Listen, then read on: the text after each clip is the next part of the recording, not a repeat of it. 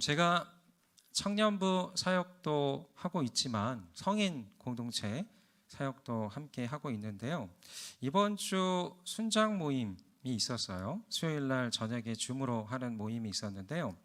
이 성인 공동체 순장 모임 때 이런 소그룹 나눔 질문을 함께 나눴습니다. 어려움을 당할 때, 또 영혼의 바닥을 걷고 있을 때 이 특별한 돌봄을 받은 적이 있었다면 함께 나눠주세요라는 질문을 가지고 함께 나누게 되었습니다.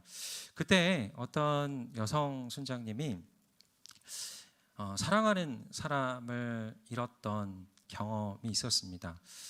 그 순간에 큰 슬픔과 절망 가운데 헤어나오지 못하고 있는 순간이 있었다라고 합니다.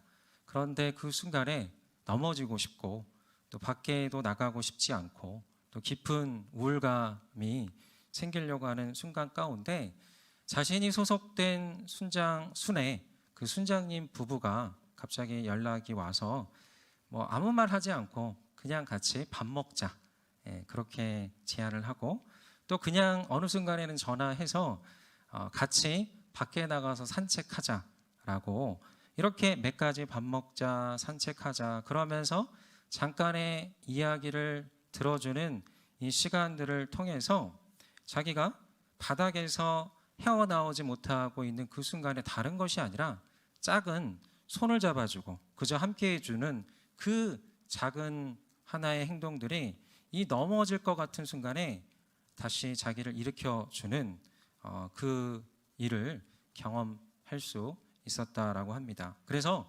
정말 힘든 순간을 잘 버틸 수가 있었다라고 그렇게 고백을 했습니다.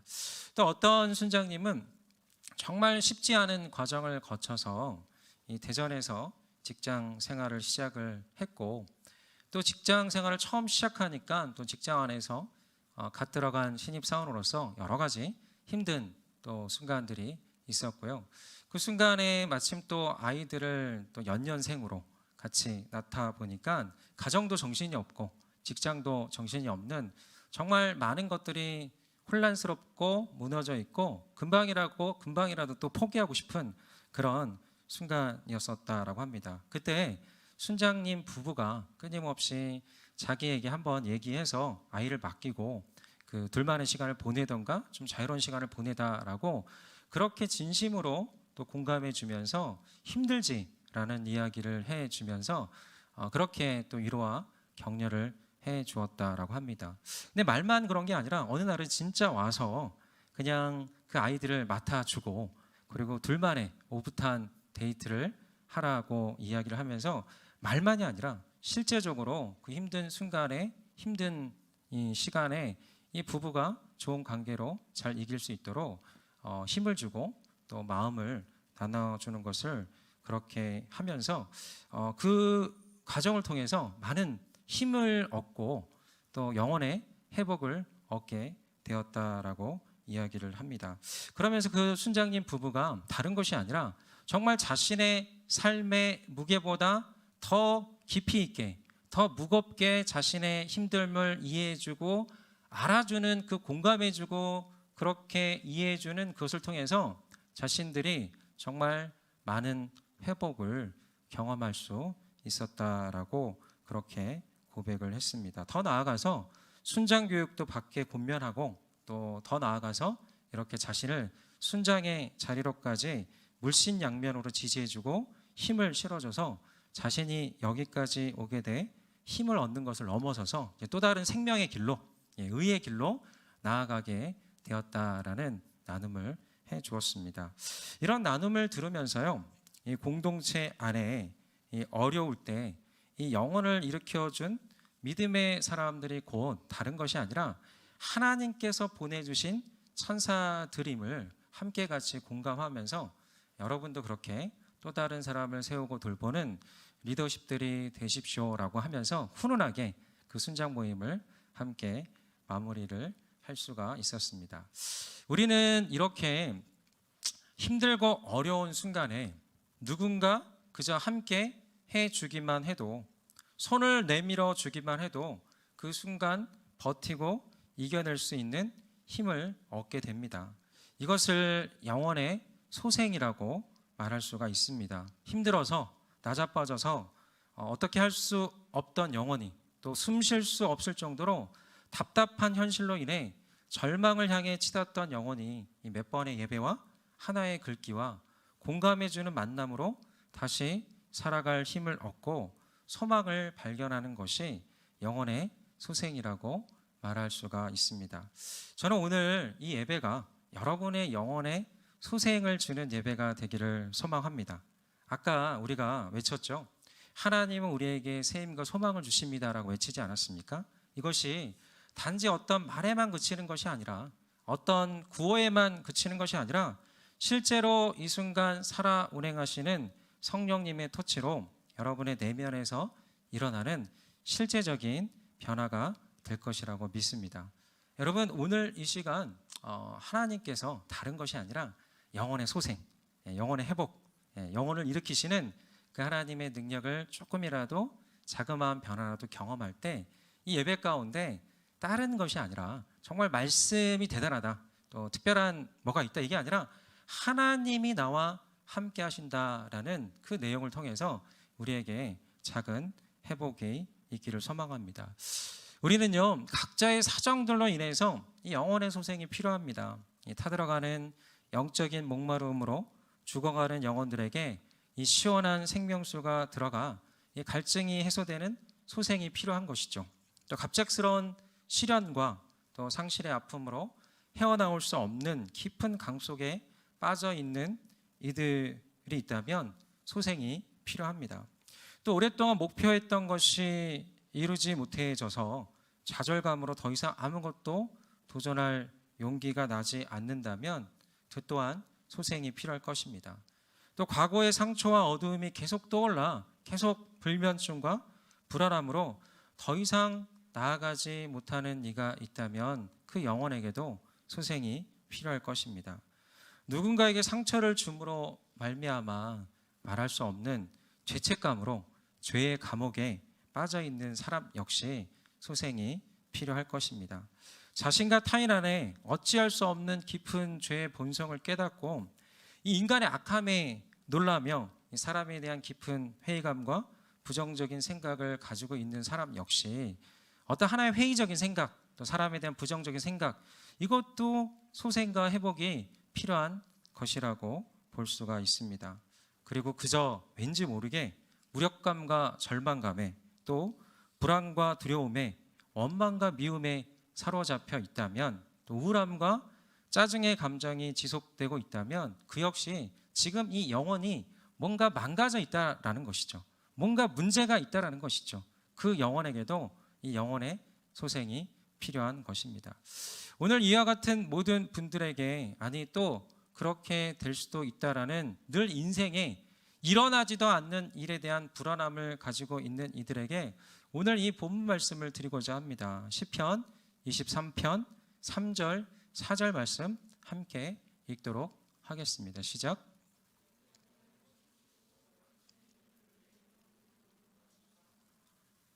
내가 죽음의 그림자가 두려운 골짜기를 지날 때라도 악한 것을 두려워하지 않는 이유는 주께서 나와 함께 계시기 때문입니다. 주의 지팡이와 막대기가 나를 지키시고 보호하십니다. 사랑하는 여러분, 오늘 회복이 필요한 모든 영혼들에게 주님은 다윗의 입술을 통해서 이렇게 약속하고 계십니다. 다른 게 아니라 하나님께서 그 말씀을 계속 띄워주세요. 하나님께서 내가 너의 영혼을 소생시켜 줄게, 회복시켜 줄게. 그리고 너를 의로운 길로 인도할게. 그리고 너가 죽음의 길을 다닐 때라도, 절망의 길을 다니고 있다 할지라도 두려워하지 마. 내가 너와 함께 할게.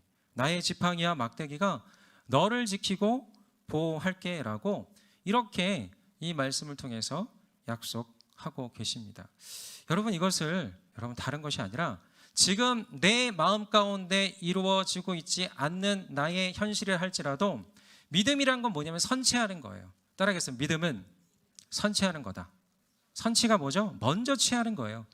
내가 현재 이루어지지 않고 있다 할지라도, 내 마음에 이루어지는 작용이 아니라 할지라도 믿음이란 건 뭐냐면 하나님께서 약속하시잖아요. 이 약속이란 거는 머나먼 미래일 수도 있고 다가올 가까운 미래일 수도 있어요. 여러분들이 하나님을 신뢰하고 하나님의 임재를 구하고 하나님의 능력이 내 삶에, 내 실제에, 나의 내면에 함께 할 것이다 라는 믿음을 가지고 내가 먼저 그것을 딱 붙잡고 있으면 하나님의 임재를 느끼면서 그 하나님이 내 마음 가운데 일어나게 되는 실제적인 반응이 될 수가 있습니다. 하나님이 약속하십니다. 내가 너를 인도할게, 너를 소생시켜 줄게, 너를 의로운 길로, 생명의 길로 인도할게, 내가 너를 지키고 보호할게, 걱정하지 마, 힘내.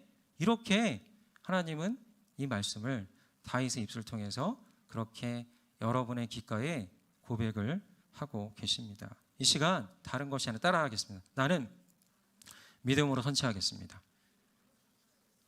나는 시편 23편 이 말씀을 내 마음 가운데 먼저 누리겠습니다.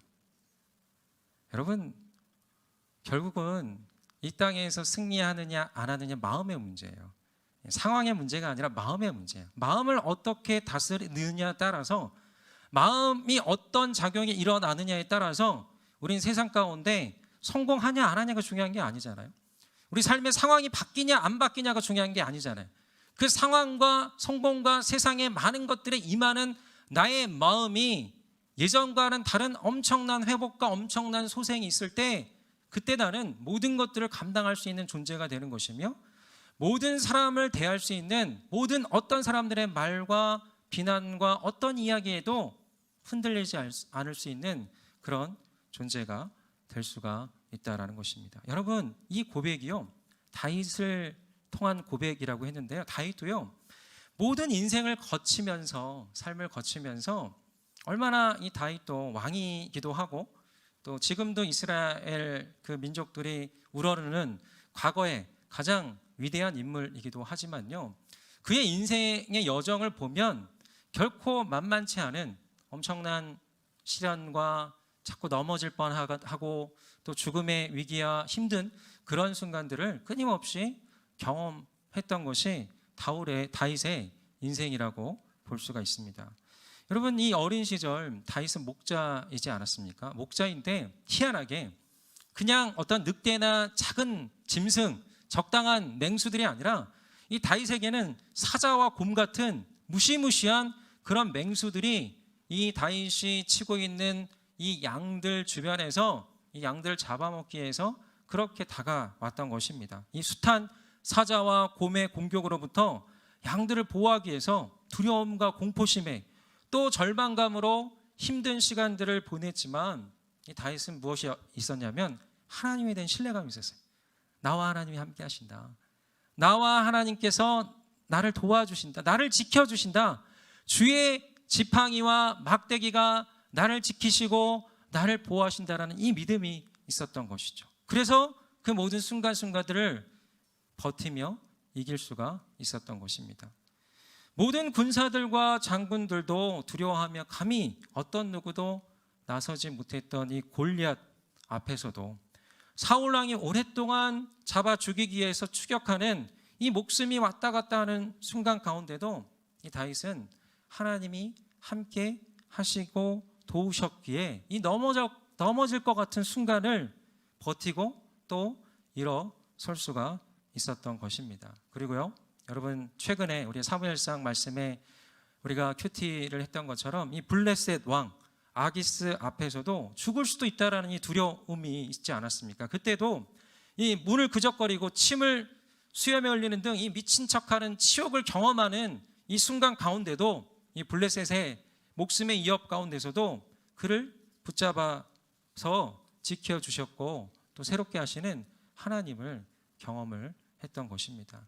그리고 아둘람 동굴에서 아무도 없고 정말 홀로 외로이 있는 그 순간 가운데 갑자기 하나님께서 가족을 보내주시고 빚진 자들, 원통한 자들, 이런 사람들이 다윗과 함께하면서 다윗을 위로하고 다윗에게 희망을 주면서 그렇게 그의 인생의 완전한 역전으로 가게 하는 이 과정을 다윗은 경험을 할 수가 있었던 것입니다. 그래서 다윗은 아주 자신의 인생을 파노라마처럼 돌아볼 때 이 절망적인 상황 중에도 자기가 죽음의 골짜기를 걸을지라도 주께서 함께 하셨다라는 확실한 체험과 믿음이 있었기 때문에 내 영혼을 소생시키시는 하나님, 자신의 영혼을 일으키셨던 하나님을 이 시편 23편 말씀을 통해서 노래하고 있는 것입니다.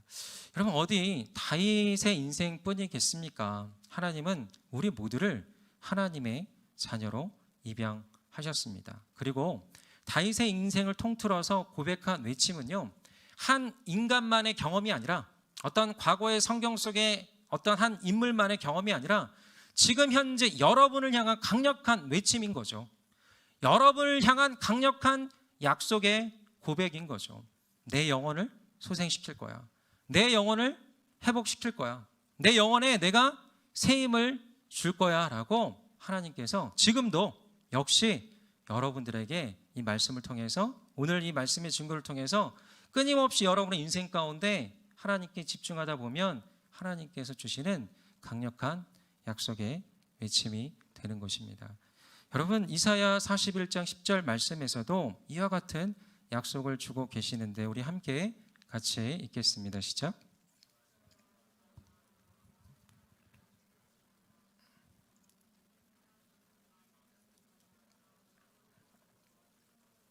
참으로 나의 의로운 오른손으로 너를 붙들리라. 여러분, 이거를 하나님의 말로 표현하면 하나님께서 너희들에게, 여러분들이 이렇게 말하는 거죠. 야, 누구야? 두려워 말라. 내가 너와 함께 할게. 놀라지 마. 왜 그러냐면 내가 너의 하나님이 되잖아. 세상에 그 어떤 이들보다 더 강력한 하나님이잖아. 내가 너와 함께 한다고. 내가 너를 굳세게 할 거고, 내가 너를 도와줄 거고, 나의 능력과 의로운 오른손으로 너를 붙들어 줄 거니까 너무 걱정하지 마. 너무 어려워하지 마. 힘내. 이렇게 하나님은 오늘 역시 이 말씀을 통해서 여러분에게 고백을 하고 있습니다. 여러분, 이 건물 높은 곳에서 또 우연찮게 사고로 혹시 떨어질 때 큰 생명의 위험이 있지 않습니까? 하지만 떨어지더라도 살아나는 길이 있죠. 그것은 아주 거대한 쿠션을 바닥에 까는 것입니다. 그렇게 하면 적당히 높은 고층 건물이 할지라도, 아무리 커다란 몸체를 가진 사람이라 할지라도 그 쿠션이 생명을 건지는 역할을 하는 것입니다. 여러분, 이 세상은 마치, 세상의 어둠은 이 높은 곳에서 떨어지게 하는 중력과도 같은 것 같아요. 세상에 있는 많은 사람들을 자꾸 쓰러뜨리려 하고요, 절망으로 빠지게 하려고 하고요, 자꾸 떨어져서 사망으로 갈 것이다 라는 불안과 두려움을 주고 계속해서 절망으로, 넘어짐으로 만드는 것이 세상의 어둠, 세상의 유혹, 세상의 미혹, 세상 가운데 우리 하나님의 사람들에게도 주는 그 많은 하나의 방식인 것 같습니다. 하지만 여러분, 분명하게 기억하시길 바랍니다. 우리는 그 절망의 심연 중에서도 우리를 받쳐주시고 일으키시는 보이지 않는 쿠션이 있다는 거예요. 바로 하나님이 영혼의 쿠션이 된다는 거예요. 보이지는 않지만 내가 넘어질 것 같아서, 이 바닥에 아무것도 없어서 내가 쓰러질 것 같아서 두려워 있다 할지라도 우리는 이 믿음이 생기면 돼요. 내 바닥에는 쿠션이 있다. 내 바닥에는 쿠션이 있다. 나는 살아날 것이다. 나는 일어날 것이다. 보이지 않는 쿠션, 보이지 않는 나의 그 넘어지는 순간에도 나를 잡아주시는 그 손, 쿠션과 손, 그게 누구죠? 우리 하나님이 되신다라는 것입니다. 혹시 떨어졌다면, 쓰러졌다면 이 강력한 쿠션의 힘과 같이 여러분을 살리고 계시는 거예요. 보이지 않는 손이 쓱 나타나서 여러분을 일으켜 주고 계시는 거예요. 여러분, 예수님도요, 완전한 절망인 죽음의 나락으로 떨어졌습니다. 하지만 그 모든 죽음 권세를 깨고 부활하신 것이죠. 그리고 어떻게 하셨죠? 승천하시면서 지금 어디 계시죠? 하나님의 보좌 우편에 계십니다. 그러면서 그곳에서 무엇을 하냐면 중보하고 계시는 거예요. 지금 여러분들의 삶의 현장 속에, 여러분의 내면 속에 성령님을 보내기 위하여, 보혜사 성령님, 도와주시는 성령님을 보내기 위하여 지금도 하나님 보좌 우편에서 우리 예수님은 여러분을 위해서 기도하고 계십니다. 그 성령님은요, 지금도 말할 수 없는 탄식으로 우리를 위해서 깊은 내면에서 강력한 중보로, 우리의 고통보다 더한 무게로 우리를 위해 기도하고 계신다라는 사실입니다. 여러분, 이것이 우리를 부활시키는 힘이라는 거예요. 우리를 다시 일으키는 힘이고요. 넘어질 때 받치는 보이지 않는 쿠션, 내가 넘어져서 나를 일으키시는 바로 보이지 않는 손, 그것이 우리 성부, 성자, 성령 하나님이 지금도 우리를 위해서 일하고 계시는 삼위 하나님의 사역이라는 것입니다. 여러분, 이 시간 그 사실을 믿음으로 취하시기를 간절히 소망합니다. 여러분, 믿으시길 소망합니다. 아멘. 네. 하나님은 우리의 영혼을 소생시킬 두 가지의 방식이 있어요. 여러 가지 방식이 있지만 그 가운데 여러분들에게 드리는 두 가지의 그 통해서 일하는 방식을 말씀을 드리자면요. 첫째로는 시편 19편 7절 말씀을 통해서 확인할 수가 있는데, 우리 함께 같이 읽겠습니다. 시작. 여호와의 율법은 완전해서 영혼을 되살리고 여호와의 증거는 확실해서 어리석은 사람을 지혜롭게 만들며. 여러분, 이 19편 7절 말씀에 뭐라고 나왔냐면, 주님의 말씀은 완전해서 우리의 영혼을 되살린다라고 되어 있어요. 우리의 영혼을 소성시킨다라는 다른 표현으로 다른 번역으로 말하면 소성시킨다라고 말합니다. 소성시키시고 되살려 주시는 그 내용이 바로 하나님의 말씀을 통해서 가능하다라고 말하고 있습니다. 이것은 다윗의 고백인데요. 다윗은 삶의 여정을 통해서 자신의 영혼을 되살리고 지혜롭게 하는 말씀의 능력을 체험했습니다. 그래서 그의 고난과 어둠 중에도 그를 세우는 한 줄기 빛 같은 말씀을 경험하고 또 경험하면서 그의 인생을 통틀어서 선포하고 있는 말씀이 바로 이 말씀인 것이죠.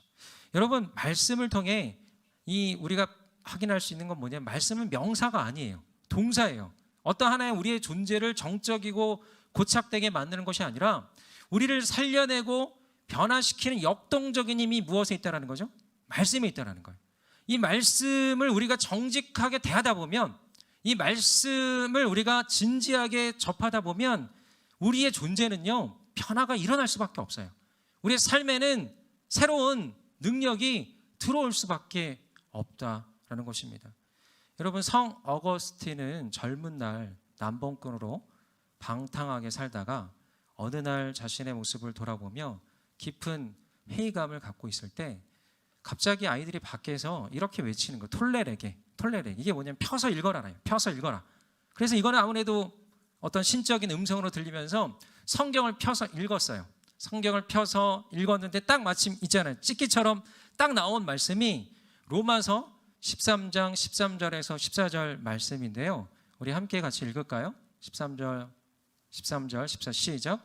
낮에 행동하듯이 단정하게 행동합시다. 방탕하거나 술 취하지 말고 음행하거나 호색하지 말며 다투거나 시기하지 말고 오직 주 예수 그리스도로 옷 입고 정욕을 채우려고 육신의 일을 애쓰지 마십시오. 이 말씀이 자기가 지금까지 살아왔던 많은 모습을 대변하면서 앞으로 어떻게 살아가야 될지를 이정표를 보여주는 말씀으로 딱 들어오는 거예요. 이제 다른 것이 아니라 지금까지의 많은 어떤 삶의 모습, 나를 넘어지고 나를 세상 가운데 빠뜨렸던 그 모습이 아니라 이제는 오직 주 예수 그리스도로 옷 입고 육신의 일을 애쓰지 않는 그 삶으로 나를 이끌어가고 방향을 주시는 하나님의 말씀으로 받아들이면서, 이때부터 이 어거스틴이 성 어거스틴 이름으로 갈 수 있는 특별한 이 하나님의 사람이 될 수 있었던 것입니다. 후일에 이 사건에 대해서 어거스틴은 이렇게 말하고 있는데요. 나는 더 이상 읽고 싶지 않았고 그 순간에 들을 필요가 없었다. 하지만 마지막 문장에 이르자 순식간에 확신의 빛이 마음으로 들어와 모든 의심의 어두움을 몰아내는 것 같았다라고 고백을 했습니다. 여러분, 그냥 말씀 한 구절이 인생을 바꾼 거예요. 그리고 그 인물이 대대의 많은 하나님의 사람들에게 기억에 남는 그 인물이 될 수가 있었던 것입니다. 여러분, 말씀이 어떤 한 인간을 완전히 돌이키기도 하지만 그 절망 가운데 있는 사람의 그 순간에 그 사람을 일으키고 그 사람에게 생명을 주고 그 사람의 진정한 변화를 줄 수 있는 생명의 말씀의 능력이 된다는 것입니다.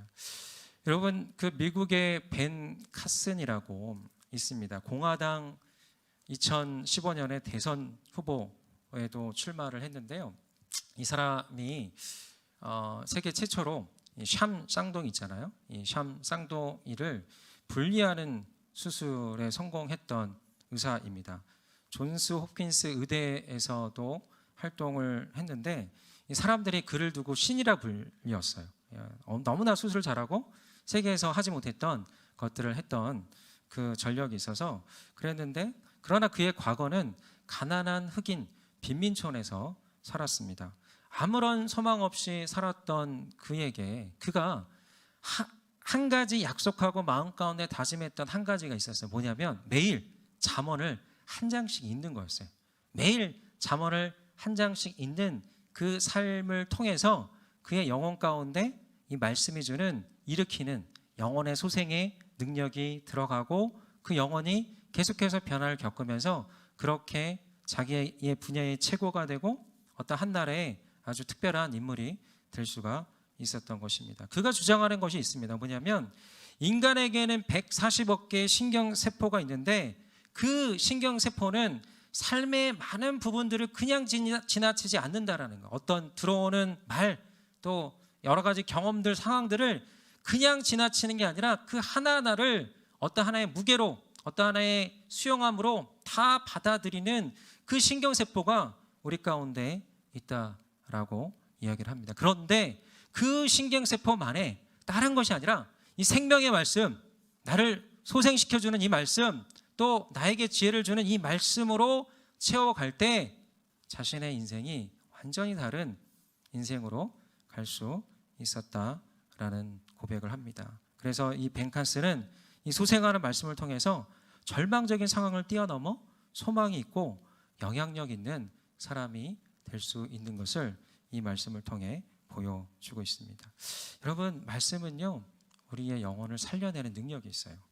우리의 영혼 자꾸 내버려 두면요 자꾸 죽음으로 가요. 죽음의 길로 가는 거예요. 이 세상의 길로, 방탕의 길로, 나를 내 멋대로 두는 길로, 내가 추구하는 어떤 인간적인 이기심의 길로, 욕망의 길로 나를 자꾸 그렇게 내모는 것이 우리의 존재, 우리의 영이에요. 그런데 여기에 단 한 줄이라도, 한 글귀라도 어떤 하나의 이 말씀의 어떤 내용이 내 영혼에 터치가 되면 성령께서 그 말씀을 통해서 이 사람을 터치만 하시면 생명을 얻는 놀라운 역사가 일어나게 되는 것입니다. 오늘 말씀과 같이 영혼이 살아나는 일이 벌어지게 되는 것입니다. 우리 영혼을 되살려서 나의 존재를 더욱더 가치 있게 만드는 것이 바로 말씀이라는 것입니다. 오늘 여러분의 이 말씀이 여러분의 이 영혼을 소생시키는 말씀이 되기를 소망합니다. 새 힘을 얻으시기를 소망합니다. 또 인생의 빛을 발견해 나가시는 여러분이 되기를 소망합니다. 여러분, 아무리 절망 가운데 있다 할지라도 절망과 어둠이 떠나가는 역사가 이 말씀을 통해서 있게 될 것이라 믿습니다.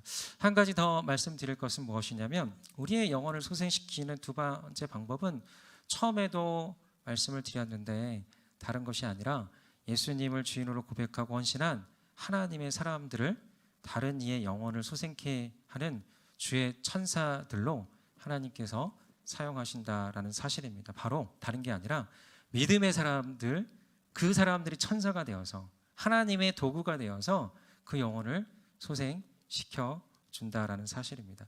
제가 이번 주에 개인 신방을 했는데요, 굉장히 삶을 부지런하게 살고 참 관계도 잘 맺고 신앙적으로도 삶의 태도에 있어서도 아주 안정적인 어떤 형제님을 만났습니다. 아주 역동적인 삶을 살아가고 있고요, 많은 또 안정감이 있는 그 형제였습니다. 근데 그 형제가 고백하기를 자기가 원래는 그런 사람이 아니었다는 거예요. 근데 그런 사람이 아니라 뭐냐면 고등학교 입학 전까지만 해도 굉장히 게으르고 우울하며 사람들과의 관계도 잘 맺지 못하며 부모님과도 관계가 썩 좋지 않았다라고 합니다. 암울한 시간을 보내고 있었는데 이 고등학교 고등부에 올라가면서 교회에서 어떤 선생님을 만났는데 그 선생님이 너무 특별했다라고 합니다. 그 선생님을 통해서 어떤 하나님의 사랑을 깨닫게 되었고 예수님을 믿게 되었고, 그 선생님이 굉장히 또 스파르타식 또 신앙 훈련을 시키는 분이어서 새벽 기도도 고등학교 때부터 훈련을 시키고 또 여러 또 영적인 훈련을 시키면서 그 인생 가운데 획기적인 전환점을 가졌다라고 합니다. 그래서 지금도 굉장히 부지런하고 또 영적인 생활이나 모든 것들이 안정감을 갖는 그런 모습을 함께 보여주고 있다라고 합니다. 지금은요, 그분이 해외 선교사로 계시는데 여전히 이 영혼 가운데, 마음 가운데 감사해야 하는 마음이 넘쳐요. 그리고 그분이 자신의 인생이 어떠한 해 정말 영혼의 소생을 주었던 정말 그 특별한 사람으로 기억하며 또 이 마음 안에 자기도 언젠가는 동일하게 그 청소년들에게 또 어떤 이 세상의 절망 가운데 있는 사람들에게 그런 특별한 그 영혼을 소생케 하는 사람으로 세워지기를 바라는 그런 또 비전, 또 사명의 자리를 갖고 있는 것을 발견했습니다. 여러분들을 일으키는 천사는 다른 게 아니라 옆에 있는 하나님의 믿음의 사람들인 것 같아요. 옆에 있는 믿음의 사람들이 여러분을 일으키는 하나님의 사람들입니다. 여러분의 여러분 순장들, 또 여기 있는 교육자들, 또 여러분이 만났던 믿음의 사람들이 여러분들을 일으키고 여러분을 세워가고 있다는 거죠. 여러분 마음을 닫고 계시지 마시기 바랍니다. 저는요, 여러분들이 끊임없이 저에게 문자 주시고 뭐 전화하고 만나자고 하면 제가 피하겠습니까? 만납니다. 기도해 드립니다. 문자 주시면 반드시 기도 문을 드립니다. 그리고 여러분들이 어떻게든 회복하고 살아날 때까지 계속 기도하며 또 그렇게 하나님께 나아갈 것입니다. 또 여러분의 인생 가운데 이 교회와 공동체 바운더리 안에 순가 또 순장님, 순원들을 허락한 건 다른 게 아니에요. 여러분을 일으켜줄 또 다른 천사라는 거죠. 이 교회를 여러분 나오시는 게 그냥 하나님 말씀만 잘 듣는 게 아니라 이 안에서 믿음의 공동체 바운더리 안에서 여러분을 일으켜줄 또 다른 하나님이 예비하신 천사라는 거죠. 그래서 교회가 있는 거고요. 그래서 교회 공동체가 있는 겁니다. 그래서 하나님의 사람들이 여러분의 영적인 천사가 되어줄 때 여러분은 그 천사를 통해서 내 생명의 소성함을 경험하며 그렇게 살아나며 그렇게 말씀으로 깨어날 때 나도 역시 또 다른 천사가 되는 거예요. 다른 사람을 어떻게 하면 살릴까?